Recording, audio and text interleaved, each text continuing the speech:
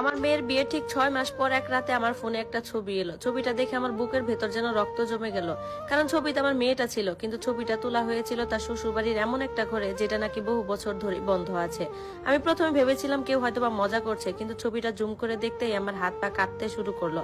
কারণ ছবির ভেতর আমার মেয়ে নাইমা দাঁড়িয়ে আছে অন্ধকার একটা ঘরের কোনায়, চোখ দুটো ভেজা, মুখে ভয়ের ছাপ, আর তার পেছনের দেয়ালে বড় করে আঁচড় কাটা কয়েকটা শব্দ লিখা, বাঁচাও। আমার বুক ধকধক করতে লাগলো। আমি তৎক্ষণাৎ নাইমাকে ফোন দিলাম, ফোনটা বন্ধ। আবার ফোন দিলাম, তবুও বন্ধ দেখাচ্ছিল। আমার মাথার ভেতর যেন হাজারটা প্রশ্ন ঘুরছে, কারণ কিছুদিন ধরে মেয়ের গলায় একটা অদ্ভুত ভয় টের পাচ্ছিলাম। আগে ফোন করলে অনেক গল্প করতো, কিন্তু এখন শুধু বলে মা আমি ভালো আছি। কিন্তু একজন মা কখনো ভুল বোঝে না। আমি সেদিন রাতে সিদ্ধান্ত নিলাম আমি না জানিয়ে মেয়ের শ্বশুর বাড়িতেই যাবো।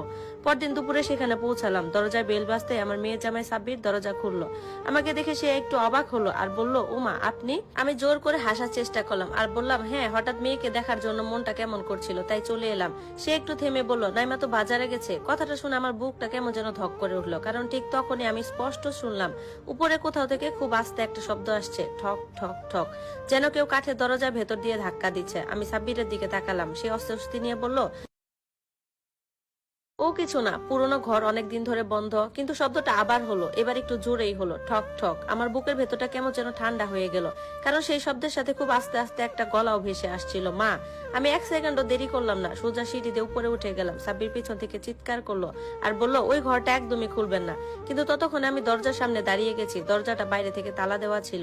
ভেতর থেকে শব্দ এলো আবার। এবার আমি স্পষ্ট শুনলাম, মা আমাকে বের করো। আমার হাত তখন কাঁপছিল, তবু আমি তালাটা ভাঙার চেষ্টা করলাম। দরজাটা ধীরে ধীরে খুলতে যা দেখলাম তাতে আমার শরীরের সব শক্তি যেন এক মুহূর্তে শেষ হয়ে গেল। দরজাটা ধীরে ধীরে খুলতেই ভেতর থেকে একটা ঠান্ডা বাতাস বেরিয়ে এলো। ঘরটা অনেকদিন বন্ধ থাকার মতো গন্ধে ভরা ছিল।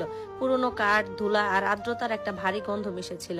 আমি প্রথমে কিছুই দেখতে পাচ্ছিলাম না, কারণ ঘরটা প্রায় অন্ধকার ছিল। জানালাগুলো কাঠের পাটাতন দিয়ে বন্ধ করা, শুধু দরজা